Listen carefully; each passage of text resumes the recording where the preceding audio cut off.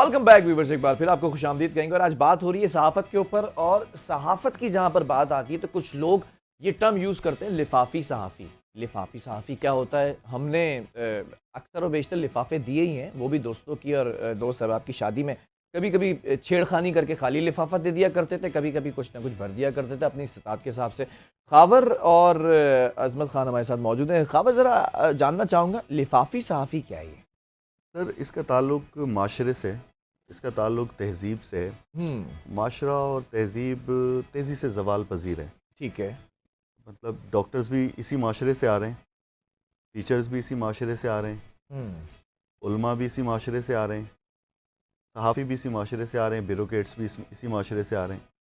तो अगर क्या डॉक्टर सारे ठीक हैं, सब जॉब्स कर रहे हैं, अपनी अपनी दयानतदारी से कर रहे हैं? क्या पुलिस ऑफिसर सब अपनी दयानतदारी से काम कर रहे हैं? क्या उलमा सारे अपनी दयानतदारी से अपना पेशा जो है वो निभा रहे हैं? ठीक है। तो माशरा पूरा का पूरा ज़वाल पज़ीर हो गया, नीचे से लेकर ऊपर तक। अगर आप किसी भी माशरे में जाएं, कि ये फलां शख्स पर ठप्पा लगा दिया जाता है, फलां चैनल में बैठा हुआ है तो ये फलां सियासी जमात के साथ इन टच है, उसकी बात कर रहा है तो ये लिफाफी साहफ़ी, कोई ना कोई लिफाफा लिया होगा, इसका भारी मोटा लिफाफा लिया होगा। इसका ताल्लुक माजरत के साथ है, कुछ ऐसे लोग है, बिल्कुल हैं। ये चैनल की पॉलिसी भी इस तरह से होती है, क्योंकि आप जिस जगह काम कर रहे हैं, जिस अखबार में या जिस चैनल में काम कर रहे हैं, डिपेंड करता है कि उसके जो मालकान हैं, ऑनर्स हैं, उनका ताल्लुक किस जमात से है, या तो वो लिफाफा चैनल देता है तो या कोई और लोग देते हैं? ऐसा नहीं है।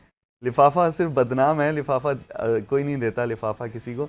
लेकिन ये होता है, पॉलिसी डिपेंड करती है कि अगर चैनल जो है वो किस बंदे का है, वो फिर उसकी पॉलिसी क्या है, उसी गाइडलाइन के हिसाब से आपने कभी आपको काम करना होता है। नहीं, मैंने कभी जिंदगी में नहीं लिया लिफाफा। दिया तो होगा लिफाफा। मतलब मैं अब तक हैरान हूँ, मैंने दिए हैं शादियों में, लेकिन मैं हैरान हूँ कि कौन लोग हैं जो लिफाफे देते हैं। मतलब लिफाफा आपको, ये सिर्फ नाम है, लिफाफा कोई देता नहीं है।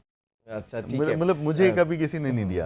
अजमत भाई, आपने कभी लिफाफा लिया? हमारे इदारा हमें देता ही लिफाफा था। अच्छा, हमारी लिफाफे में आती थी। सैलरी वो उस तरह के अकाउंट में नहीं भेजते थे, क्या रीज़न था बट मुझे पता बहुत नहीं। बड़े बड़े रीजन, लेकिन वो ये था कि हमें नगद ही देते थे वो जब भी देते थे। जिंदगी में मतलब लिफाफे वाला काम ना करे तो फिर ब्रीफकेस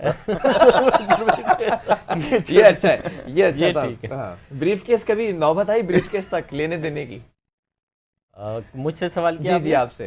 हाँ, ये आती है, ऐसा नहीं है। अभी रिसेंटली जब मैंने FBR कवर करना शुरू किया है तो इसमें आपने एक पहले भी सवाल किया था कि आप सवाल नहीं करते, तो अभी गुज़िश्ता दिनों इन्होंने सिगरेट जलाए बहुत सारे, तो मैंने उससे पहले ही सवाल कर दिया था, लिख कर के मैंने RTI फाइल किया था कि मुझे बताएं कि गुज़िश्ता IREN ने 10 बरसों में कितने सिगरेट पकड़े हैं, कितनी FIRें हुई हैं, कितने जुर्माने कितने किए हैं। तो मुझे पता था कि यार ये झूठ बोलेंगे, तो इन्होंने मेरा लेटर जाने के फ़ौरन बाद जो है वो कुछ 2 3 4 डब्बे बड़े भरे और 2 गाड़ियों में छोटे छोटे डाल के जाके वो जला दिए। तो मैंने वो फुटेज हासिल कर ली, क्योंकि इन्होंने अपने करीब जर्नलिस्टों को बुलाया था, दूसरों को नहीं बुलाया था हमें कि हम क्रिटिसाइज़ करेंगे। तो जब हमने व्लॉग किया उस पर बताया कि यार ये आपने बड़ा जो एदाद शुमार बता रहे हैं ये तो बड़े गलत हैं, तो उनको एक प्रेस रिलीज़ जारी करना पड़ी, और उसमें जो एदाद शुमार और सिगरेट के लिखे थे वो सामने नज़र उतने चौथाई हिस्सा भी नहीं आ रहे थे। तो ये वही हो गया कि जलसे में 50,000 लोग हैं तो और सामने होती थी 10,000 जगह ही इतनी नहीं, 50,000 की तो कैसे आएंगे। तो यही हिसाब था। मैंने कहा जी एक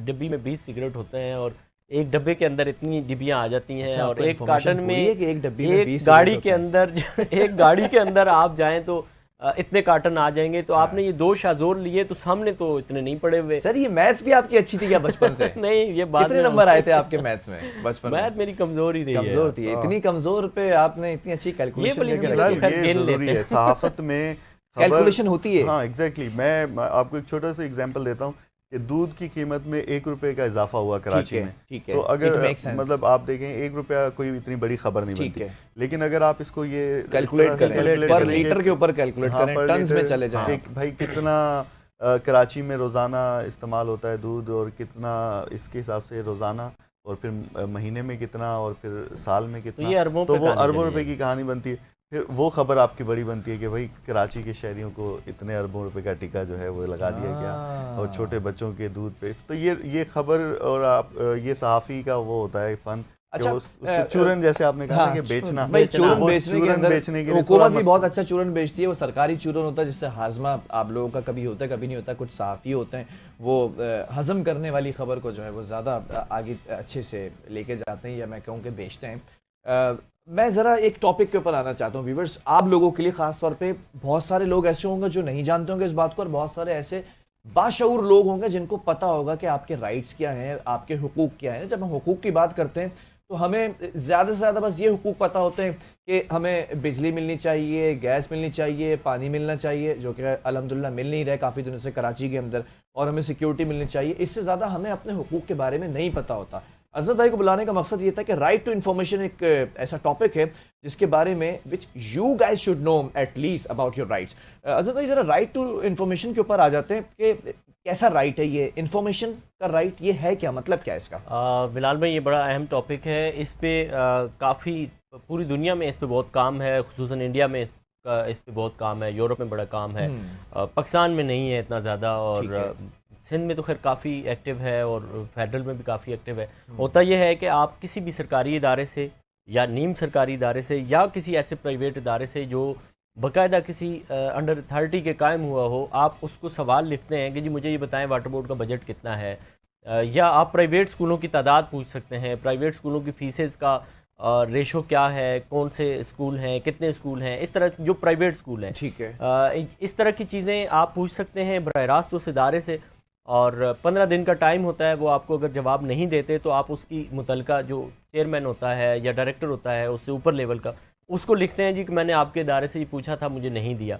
10 दिन का उसको टाइम देते हैं। अगर वो फिर भी आपको इन्फॉर्मेशन नहीं मिलती तो गवर्नमेंट ने कमीशन बनाए हुए हैं, बाकायदा से बन गए हैं। सिंध में एक कमीशन बना हुआ है, फेडरल में बना हुआ है, KPK में बना हुआ है, लेकिन एक कमिश्नर है वहाँ पे, चीफ कमिश्नर भी नहीं है और कमिश्नर्स भी नहीं है वहाँ पे। पंजाब में बहुत एक्टिवली काम कर रहा है। बलूचिस्तान में अभी हमारे एक दोस्त है आमिर बलोच साहब, उन्होंने जाके पटिशन की है, तो उस पर अभी वहाँ भी कमीशन कायम होने वाला है।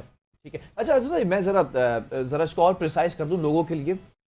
If I just want to know about the crux of any kind of department, government और सेमी गवर्नमेंट डिपार्टमेंट, तो मैं अगर उधर जाता हूँ तो मैंने एक एप्लीकेशन पुट की, तो व्हाट शुड आई आस्क, मैं क्या चीज़ें पूछ सकता हूँ उनसे, ये भी ज़रा सा बताएं कि उनके बजट के बारे में, उनके तरक्याती कामों के बारे में, कितने अरसे से काम हो रहा है, कितना बजट आया, ये इस टाइप के क्वेश्चंस मैं पूछ सकता हूँ। कि फॉर एग्जांपल लेट्स सपोज मैं एक सिचुएशन क्रिएट कर देता हूँ, एक सड़क है मेरे इलाके की, वो हर दौर के अंदर टूटी रहती है, तो उस सड़क का जो कंसर्न डिपार्टमेंट होगा, अगर मैं वहाँ पर जाता हूँ तो कैन आई आस्क कि ये सड़क के ऊपर आपके पास कितना बजट है और ये क्यों नहीं बन रही है, और ये बनी थी पिछले साल फिर टूट गई, तो इसकी मुरम्मत क्यों नहीं हो रही? बिल्कुल ऐसे ही है।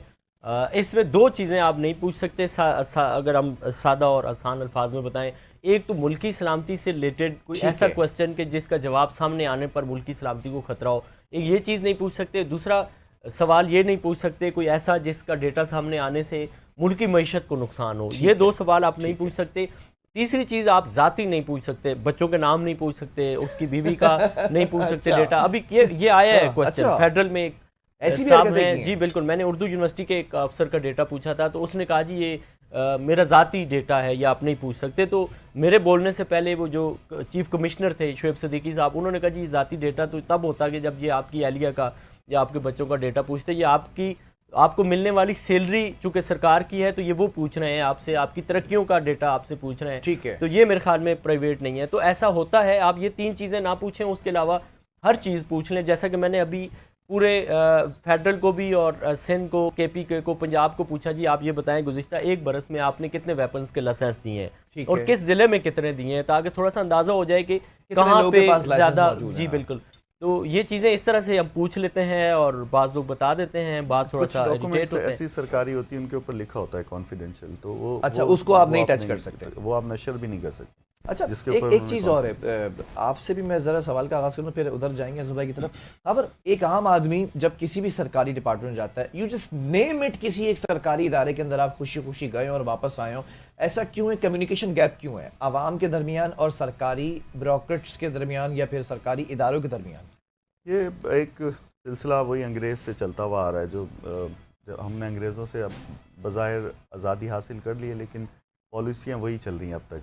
तो अच्छा। ब्यूरोक्रेसी बिल्कुल, अब यहाँ कराची में तो फिर भी चलो कुछ ना कुछ अवेयरनेस है, लोग कर लेते हैं, लेकिन अगर आप इंटीरियर में चले जाएं, दीगर छोटे शहरों में चले जाएं, तो वहाँ डिप्टी कमिश्नर के दफ्तर के अंदर जाना एक आम आदमी की आपने पहुंच बहुत से बड़ा बाहर नाम ले है। लिया। वो तो मतलब आप मुख्तियार कार भी वहाँ पर जो है ना वो लॉर्ड होता है, बिल्कुल। वहाँ पर एसएचओ भी जो है ना वो आईजी सिंध होता है। बिल्कुल ऐसा ही है, तो वो ये उनके लिए बड़ी उनकी पहुंच से ये बाहर होते हैं होते ना। तो ये यहाँ भी जो नामवर सहाफ़ी हैं, बड़े सहाफ़ी हैं, जैसे अब हमें एक टाइम गुजर गया यहाँ 14-15 साल सहाफ़त को देने के बाद, तो अब हमें आसानी होती है। फिर एक चैनल है, मैं डॉन के लिए काम कर रहा हूँ, तो इसकी वजह से हमें बुला लेते हैं अंदर, वरना आम अगर कोई सहाफ़ी छोटे चैनल का अगर जाता है तो उसको भी नहीं, आधा घंटा बिठा दिया जाता है, और फिर वो बेचारा इतना टाइम नहीं होता उसके पास कि वो इतना वेट करे, उसको और काम होते हैं, फिर वो निकल जाता है। ठीक है, मुझे एक ज़रा से ब्रेक की तरफ जाना है, बट मैं ज़रा 1 मिनट और लूँगा। असद भाई, ज़रा इस टॉपिक को ज़रा मैं चाहता हूँ समअप करें, जो आपने बात की है कि एक आम आदमी वहाँ पर चले गया, फिर आपने बताया कि 25 दिन के बाद हो जाएगा, ये मामला कंप्लीट हो जाएगा। ऐसी प्रैक्टिस आपने की होगी ऑब्वियसली, ऐसी प्रैक्टिस करना क्या आसान है? ये सिर्फ क्या बातों की हद तक है, या प्रैक्टिकली अगर हम जाएंगे तो इतना ही ऑब्लाइज किया जाएगा उस कमीशन की जानिब से, जो आप कह रहे हैं कि 25 दिन के बाद कमीशन सवाल करेगा इदारे से, और फिर इदारा वो फाइल लेकर कमीशन तक पहुंचेगा, उसके बाद क्या होगा? अच्छा, सूरत हाल ये है कि ये चूँकि अभी नया नया है, लोगों को ज़ाहिर है इसकी प्रैक्टिस नहीं है, लेकिन हमने बहुत सारे लोगों की आदतें जो बिगड़ी हुई थी उनको संवारने की कोशिश की है। बहुत सारे इदारे जो हैं वो तो पहले अपनी तौहीन समझते हैं, हमारा लेटर जाए तो कोई जवाब नहीं देते हैं, बल्कि वो कहीं ना कहीं से पैगाम भिजवा देते हैं कि आपने लिखा तो क्या हुआ, खर्चा आपका हुआ, हमने तो नहीं जवाब देना। तो बाज़ इदारे जो हैं वो ख़ुद कमीशन के लेटर्स पे उनको जवाब नहीं देते हैं, फिर सख्ती करते हैं वो लोग तब देते हैं। बाज़ इदारों की आदतें बड़ी ख़राब हैं, वो ख़ुद को शायद कानून से बालातर समझते हैं, जैसे कि काबर ने बताया कि वो आम आदमी को तो मुँह ही नहीं लगाते, जिससे सादा आसान अल्फाज में बताया जाए, तो बड़ा इदारे का साफ़ी आ जाएगा कि या कोई बड़ी पर्ची से आया तो गेट खोलेंगे, अंदर जाएंगे। वो सूरत दीगर आम आदमी की रिसाई वो नहीं है, वही अंग्रेज़ वाली सूरत हाल है। लेकिन यह है कि इस एक्ट के तहत जब आप लिखते हैं ना, लिखत जो है ये बड़ी इंपॉर्टेंट है, चूँकि कुरान करीम में भी लिखने के हवाले से जो है वो कसम उठा करके ये बात कही गई है, लिखने की और पढ़ने की। तो ये बड़ा भयानक सूरत हाल होती है अफसर के लिए कि उसके पास एक चीज़ चली जाए और वो कोई चीज़ उसके जवाब में लिखेगा तो बड़े सोच समझ के लिखेगा, क्योंकि अगर उसने गलत लिख दी, गलत जवाब दे दिया तो इस पर भी उसकी पकड़ होती है।